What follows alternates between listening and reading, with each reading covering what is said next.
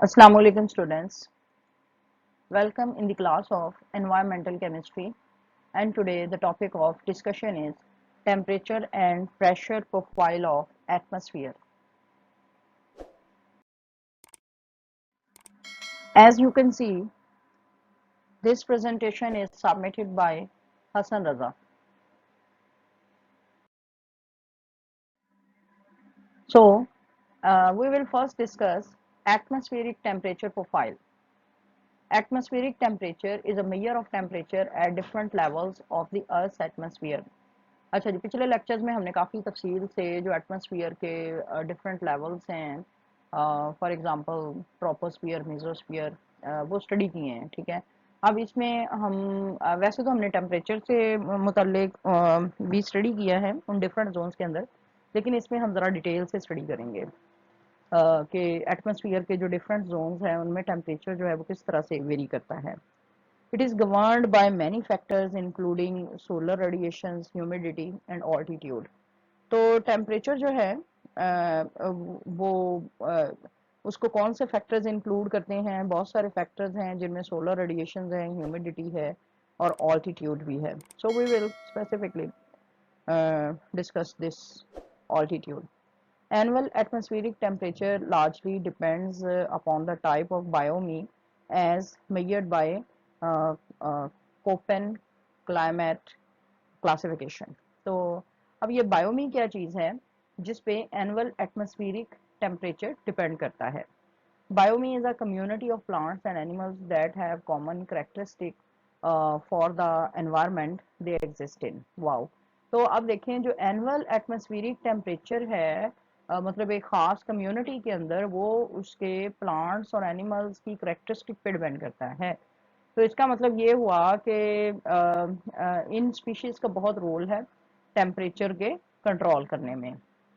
In the Earth's atmosphere, temperature varies greatly at different heights relative to Earth's surface. ठीक है, ये मैंने बात पहले भी डिस्कस की कि हम जो है ज़्यादातर जो टेम्परेचर को डिस्कस करेंगे आल्टीट्यूड के लिहाज से, और अर्थ की एटमॉस्फेयर में टेम्परेचर वेरी करता है ग्रेटली एट डिफरेंट हाइट्स। ठीक है, रिलेटिव टू अर्थ सरफेस, यानी अर्थ सरफेस से ऊपर जैसे ही हम ऊपर की तरफ मूव करते हैं तो जैसे जैसे बुलंदी बढ़ती जाती है डिफरेंट एटमॉस्फेयर के जोन्स आते हैं और उन जोन्स में जो टेम्परेचर प्रोफाइल है वो किस तरह से चेंज होता है उसको हम स्टडी करेंगे। Okay, the coldest temperature lies near the mesopause an area approximately 85 kilometre to 100 kilometre above the surface. तो जो कोल्डेस्ट टेम्परेचर है वो मीजोपॉज के करीब लाई करता है जो कि एरिया है 85 kilometre to 100 kilometre above the surface.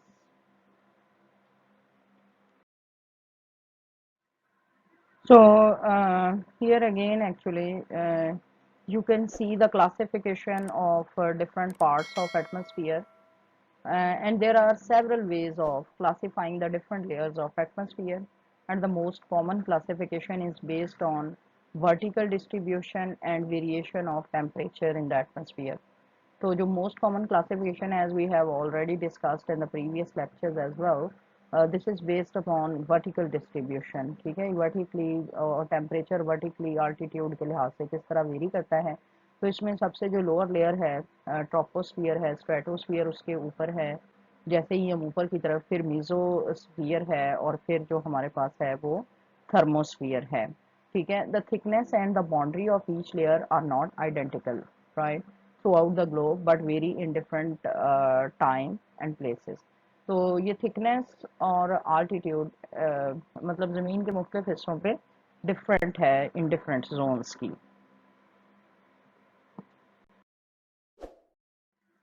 So we will first discuss troposphere relevant to temperature. The troposphere is about 12 kilometer thick on average.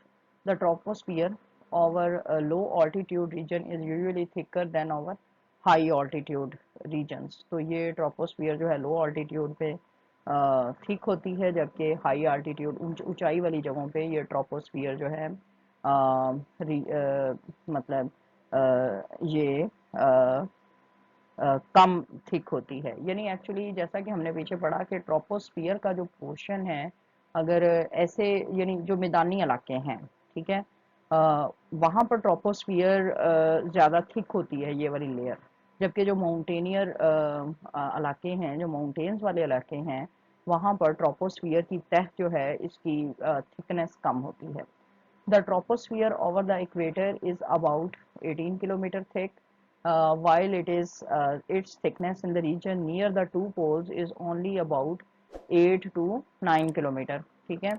अब जो इक्वेटर है, खते इस्तवा जिसे हम कहते हैं, ठीक है, तो वहाँ पर ट्रोपोस्फियर की थिकनेस है 18 किलोमीटर, जबकि पोल्स के करीब यानी नॉर्थ पोल और साउथ पोल वहाँ पर this is only about 8 to 9 kilometre जो है इसकी थिकनेस है। सो this is like huge you know variation, यानी दरमियान में 18 किलोमीटर है और जबकि पोल्स के करीब जो है वो 18 to 9 किलोमीटर है। अब वो वाले स्टूडेंट जो क्यूरियस हैं कि ये इक्वेटर और पोल्स क्या है, you can easily you know study about this from internet. ठीक है, इसको स्टडी करें कि इक्वेटर ज़मीन का कौन सा हिस्सा है, कहाँ पे फॉल करता है, और नॉर्थ और साउथ पोल्स जो हैं वो किस साइड पे फॉल करते हैं। The temperature in the troposphere usually drops with height at the average lapse rate of 6.5 degree centigrade पर किलोमीटर। ठीक है, यानी ट्रोपोस्फियर में, अब ये देखें ये पार्ट जो है ये इंपॉर्टेंट है, ये वाला पॉइंट। ट्रोपोस्फियर के अंदर टेम्परेचर ड्रॉप करता है मतलब 6.5 डिग्री सेंटीग्रेड पर किलोमीटर, यानी जैसे जैसे हम ऊपर की तरफ जाते हैं तो पर किलोमीटर ऊपर जाने से 6.5 डिग्री सेंटीग्रेड हर किलोमीटर ऊंचाई की तरफ बढ़ने से 6.5 डिग्री सेंटीग्रेड टेम्परेचर कम हो जाता है। The air in the troposphere is more unstable and with strong convection. Almost all the water vapor in the atmosphere exists within this layer. अब यहाँ पर देखें, यहाँ पे एक्चुअली फुल स्टॉप आना था। ठीक है, वैसे तो मैंने बहुत अच्छे तरीके से डिटेल से स्टडी की है, लेकिन इवन देन कुछ मिस्टेक्स रह जाती हैं। अच्छा, the air in the troposphere is more unstable. जो ट्रोपोस्फियर में एयर है मतलब काफ़ी तेज़ी से चलती है, अनस्टेबल है, उसकी स्पीड भी कभी कम हो जाती है और कभी ज़्यादा हो जाती है। और फिर इससे स्ट्रॉन्ग कन्वेक्शन होती है, यानी जाहिर है जब एयर जो है वो बहुत तेज़ी से चलेगी तो हीट, कन्वेक्शन का मतलब है हीट का transfer through the air molecules from one place to another. ठीक है, तो एक तो एयर स्टेबल नहीं है, इसकी वजह से स्ट्रॉन्ग कन्वेक्शन होती है, हीट ट्रांसफ़र होती है from one part of the troposphere to the other part. और इसके अलावा ज़्यादातर जो वाटर वेपर्स हैं एटमॉस्फेयर के वो ट्रोपोस्फियर के अंदर एग्जिस्ट करते हैं। Therefore, the common weather phenomena such as clouds, fog, rain and snow occur only in this layer. So this is important. So this is quite important. यानी ये जो हम यू नो आंधियाँ, तूफान, बारिश, फॉग, रेन फील करते हैं, ये सिर्फ लोअर एटमॉस्फेयर की लोअर लेयर में ट्रोपोस्फियर में ही होता है और ऊपर वाली लेयर्स में इसका इतना इम्पैक्ट नहीं होता, इसीलिए हम ज़्यादा इसको फील करते हैं।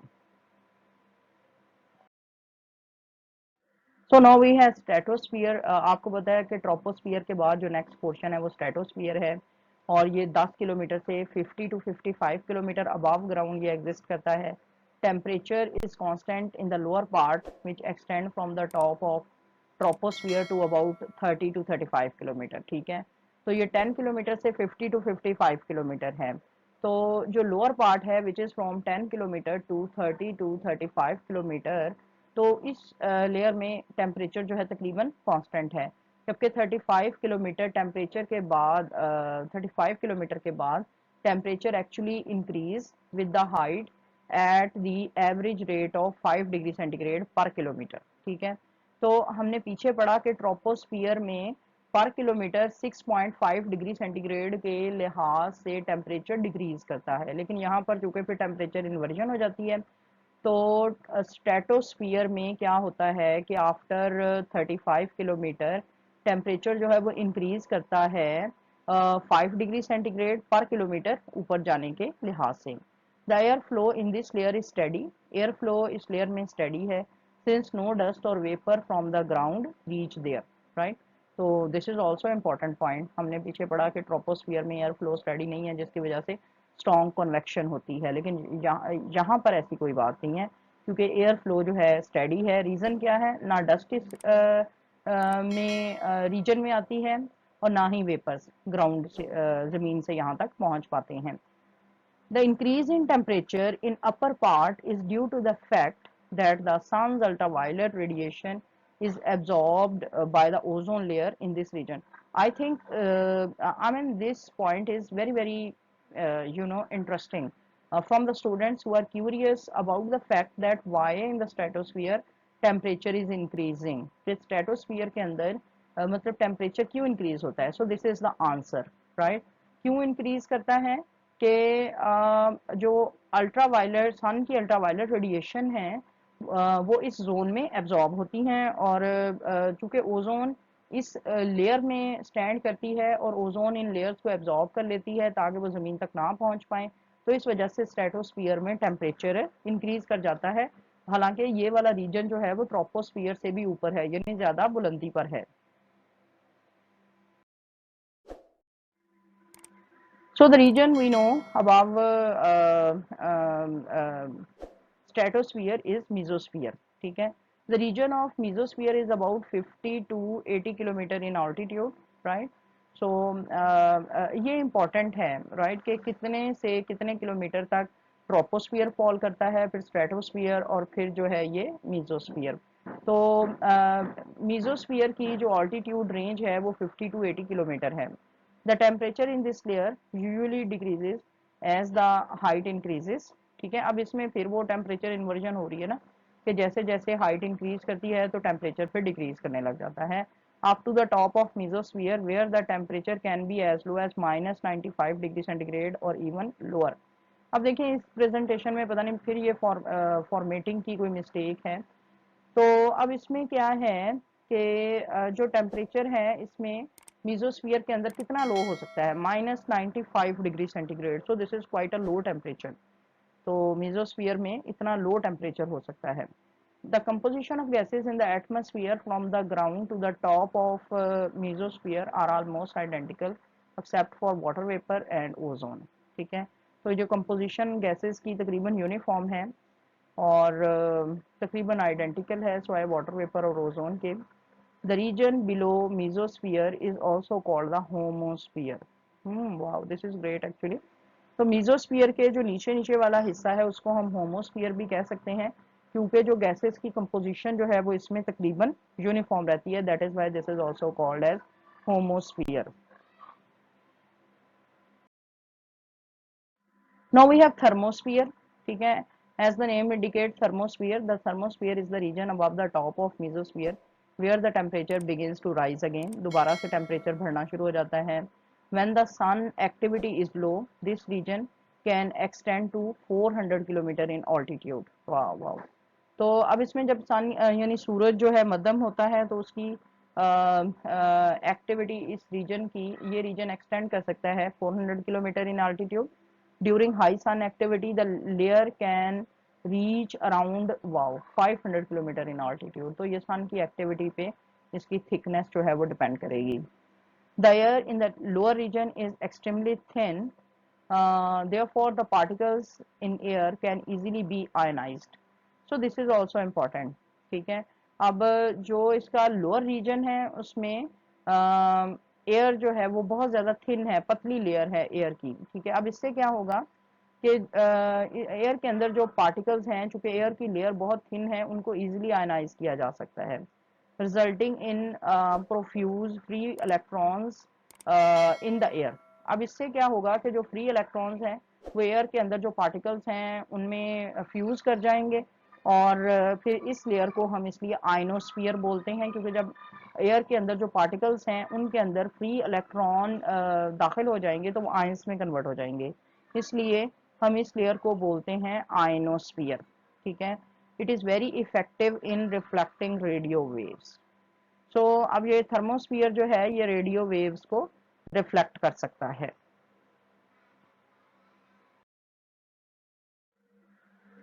Now we will study about atmospheric pressure profile.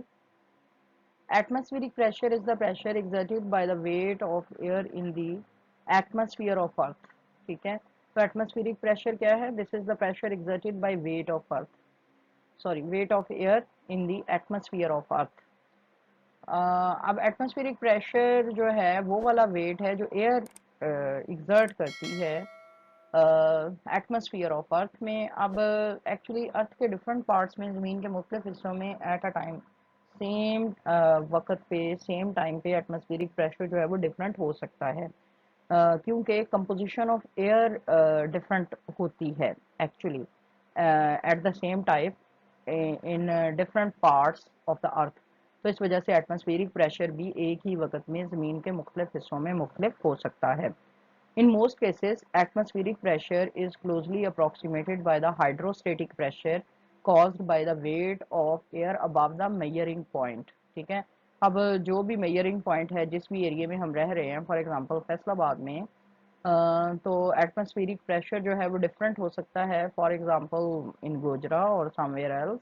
अब उसकी रीज़न क्या है, वो डिपेंड करेगा हाइड्रोस्टेटिक प्रेशर। अब हाइड्रोस्टेटिक प्रेशर से मुराद हम यहाँ पे क्या लेंगे कि एयर के अंदर जो वाटर मॉलिक्यूल्स एंड क्लूज हैं, मॉइस्चर जो एयर के अंदर है, बेसिकली मोस्टली जो एटमॉस्फेरिक प्रेशर है वो उन्हीं वाटर वेपर्स की वजह से होता है, उसी मॉइस्चर की वजह से एटमॉस्फेरिक प्रेशर जो है वो कॉज होता है। तो अब डिफरेंट एरियाज में एटमॉस्फेरिक प्रेशर जो है वो एक्चुअली हाइड्रोस्टेटिक प्रेशर के ही बराबर होता है। Low pressure areas have low atmospheric mass above their location and high pressure areas have high atmospheric pressure above their location. So this is also again the same explanation कि ऐसे areas जहाँ पर low pressure होता है तो हवा के अंदर जो डिफरेंट पार्टिकल्स हैं उनका मास ज़ाहिर है कम होता है। डिफरेंट जो पार्टिकल्स एनक्लोज होते हैं उनमें ज़्यादातर जो है वो वाटर पार्टिकल या मॉइस्चर ही होती है, जबकि लो प्रेशर एरिया में ज़ाहिर है वो मॉइस्चर जो है वो पार्टिकल्स चूँकि एयर के अंदर कम एनक्लोज होते हैं तो वो एयर का प्रेशर इस वजह से लो होता है। और जैसे जैसे एलिवेशन इंक्रीज करती है देर इज लेस ओवरलेइंग एटमॉस्फेरिक मास, तो एटमॉस्फेरिक का मास कम होता जाता है, सो दैट एटमॉस्फेरिक प्रेशर भी डिक्रीज करता है जैसा कि एलिवेशन इंक्रीज करता है। अब ये वाला पॉइंट जो है, ये कुछ फिगर्स इसमें दी गई हैं which are not so important actually, तो इसलिए ये वाला पॉइंट आपको करने की ज़रूरत नहीं है। At average sea level pressure is 101 3.25 millibar, ये 101.325 किलो पास्कल होता है एवरेज सी लेवल पे, ठीक है। और जो हाईएस्ट सी लेवल प्रेशर है on earth, this occurs in Siberia, where the Siberians high often attains a sea level pressure about 1050 millibar, ठीक है, 105 किलो पास्कल के बराबर है, where record high close to 1085 millibar, which is equal to 108.5 kilopascal. So these are again some figures which you do not need to remember. सिर्फ आपने सिर्फ एक idea लेना है कि साइबेरिया एक ऐसा रीजन है जिसमें एटमॉस्फेरिक प्रेशर जो है वो सबसे ज़्यादा होता है। The lowest measurable sea level pressure is found at the center of tropical cyclones and tornadoes with a record low level of 870 millibar, ठीक है, which is equal to 87 kilo pascal. तो जो lowest measurable sea level pressure है वो ऐसे areas ज़मीन के जहाँ पर साइक्लोन्स ज़्यादा आते हैं या टॉर्नेडोज ज़्यादा आते हैं। अब यहाँ पर उस एरिया का नाम नहीं लिखा हुआ, लेकिन ये आपका होमवर्क है, आपने सर्च करके ना तो ये ब्रैकेट में उन एरियाज का नाम भी लिखें कि कौन से ऐसे एरियाज हैं जहाँ पर साइक्लोन्स और टॉर्नेडोज ज़्यादा आते हैं। तो ये वो वाले बेसिकली एरियाज होते हैं जहाँ पर एयर प्रेशर कम होता है, और इसी वजह से उन इलाकों में ज़्यादा साइक्लोन्स और टॉर्नेडोज आते हैं, क्योंकि हाई प्रेशर वाले एरिया से फिर हवा जो है ये लो प्रेशर वाले एरियाज में मूव करती है, और वहाँ पर ये इतनी तेज़ी से चलती है कि वो साइक्लोन्स और टॉर्नेडोज में कन्वर्ट हो जाती है। अच्छा जी, अब इसमें क्या है कि प्रेशर वेरी करता है smoothly from the earth atmosphere to the top of atmosphere, although the pressure changes with the weather. तो अब इसमें जहाँ तक मीजोस्फीयर का एरिया है वहाँ पर प्रेशर जो है तकरीबन स्मूथली वेरी करता है अर्थ सरफेस से लेकर मीजोस्फीयर तक, ठीक है। लेकिन वेदर के लिहाज से प्रेशर में चेंजेस आ सकती हैं, ठीक है, वेदर अगर चेंज होगा तो प्रेशर भी चेंज होगा, लेकिन मोस्टली यानी ऑन द एवरेज आप कह सकते हैं कि ये स्मूथली वेरी करता है ज़मीन की सरफेस से लेकर मीजोस्फीयर तक। As altitude increases atmospheric pressure decreases. अब देखें यहाँ पर ये आपको एक ग्राफ नज़र आ रहा है, इस साइड पे ये ऑल्टीट्यूड दी गई है मीटर में, यानी 2000 मीटर से लेकर 10,000 मीटर तक, राइट, 10 किलोमीटर तक, यानी 2 किलोमीटर से लेकर 10 किलोमीटर तक या 2000 मीटर से लेकर 10,000 मीटर तक। और इस साइड पे ये एटमॉस्फेरिक प्रेशर दिया गया है which is in kilo pascal, right. So you can see that as the altitude increase, so pressure is decreasing। ये देखें ना, प्रेशर, ये प्रेशर नीचे, ये लाइन नीचे की तरफ जा रही है जैसे जैसे ये ऑल्टीट्यूड जो है वो इंक्रीज कर रहा है। यानी अगर आप कहें कि हमारे पास 2000 मीटर में प्रेशर जो है वो 80 किलो पास्कल है, ठीक है, तो 1000 मीटर पे हमारे पास pressure is something 25 kilo pascal के करीब है। तो इस तरह से क्या है कि जब ऑल्टीट्यूड कम थी तो प्रेशर ज़्यादा था, और जब ऑल्टीट्यूड ज़्यादा है तो प्रेशर कम है। So pressure and altitude these are inversely proportional. अब इसमें कैलकुलेट किया जा सकता है actually pressure at different altitudes. इसमें टेम्परेचर और ह्यूमिडिटी जो है they play an important part. So if we want to know the pressure of an area, we must know about the temperature and humidity of that area। ठीक है, अब एक ये फिर इन्होंने फिगर बताई हुई है। At low altitude above the sea level the pressure decreases by about 1.2 kilo pascal for every 100 metres. ठीक है, तो अब जैसे 100 मीटर के लिहाज से बुलंदी कम होती है, हर 100 मीटर के लिहाज से 1.2 किलो पास्कल जो है, यानी बुलंदी अगर इंक्रीज हो रही है, ठीक है, तो इस ग्राफ के लिहाज से ये कैलकुलेट किया हुआ है। जैसे 100 किलोमीटर जो है बुलंदी बढ़ती है, तो 1.2 किलो पास्कल प्रेशर जो है वो डिक्रीज होता है। So this was about temperature and pressure profile of the atmosphere, and thank you very much. In the next lecture, we will discuss another topic. Till then, Allah Hafiz.